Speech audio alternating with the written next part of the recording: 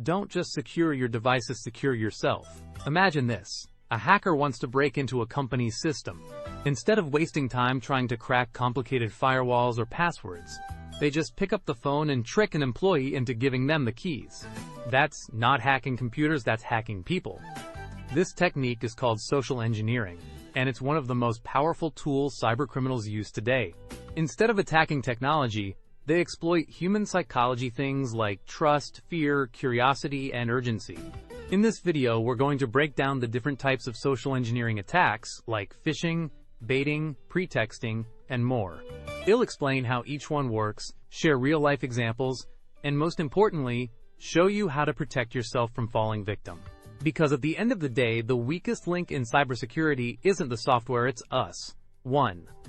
Phishing. Explanation. This is the most common form of social engineering. Hackers send fake emails, messages, or websites that look like they're from legitimate sources, such as banks, delivery companies, or even your workplace.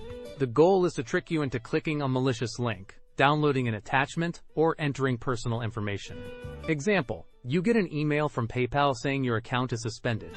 It has a link to verify your account. When you click, the site looks real, but it's actually a fake page, designed to steal your login credentials. Prevention.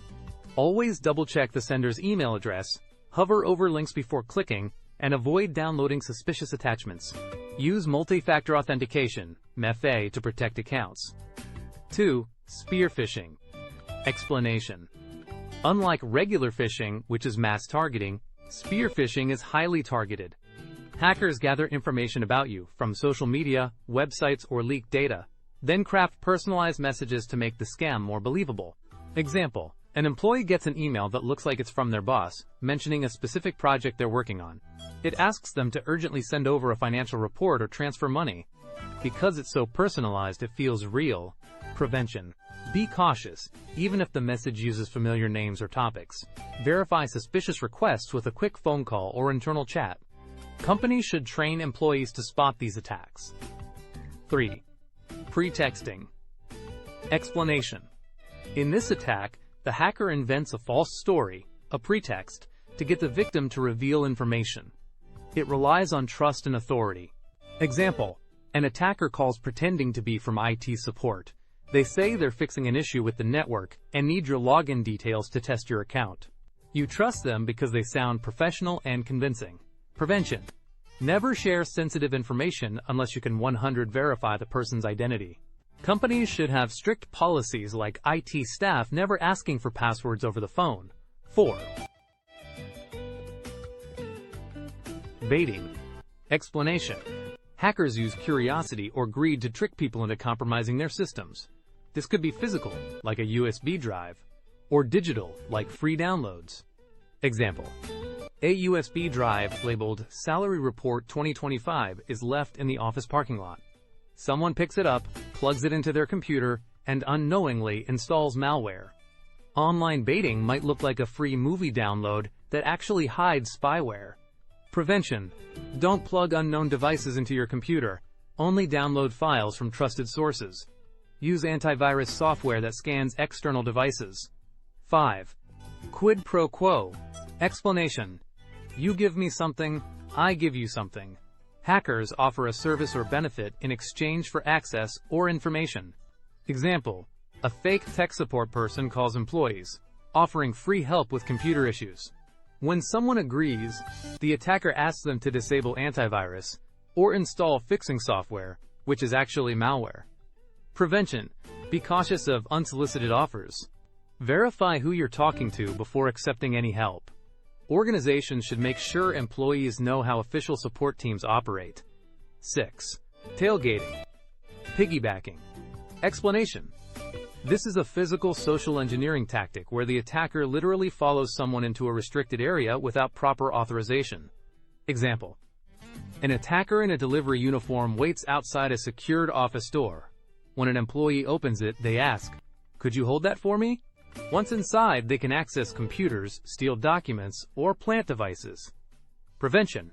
Employees should be trained not to let strangers in without proper badges. Use turnstiles, keycard scanners, and security personnel to monitor access. 7. Vishing. Voice phishing. Explanation. This is phishing over the phone. Hackers impersonate trusted institutions to trick victims into giving away information or money. Example. You get a call from someone claiming to be from your bank's fraud department. They say there's suspicious activity on your account and ask you to confirm your credit card number or one-time password, OTP. Prevention. Never give sensitive information over the phone unless you initiated the call. If you get a suspicious call, hang up and dial the official number from the company's website. 8. Impersonation.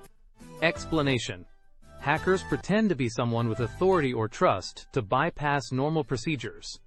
This could happen in person, over email, or by phone. Example. An attacker shows up at a company dressed as a repair technician. They say they're there to fix the Wi-Fi, and employees let them in. Once inside, they can plug in malicious devices or steal sensitive documents. Prevention. Always verify identity check ID badges, confirm work orders, and don't rely on appearance alone. Organizations should enforce strict verification policies for visitors. So, what have we learned? Social engineering isn't about breaking into computers, it's about breaking into people's trust.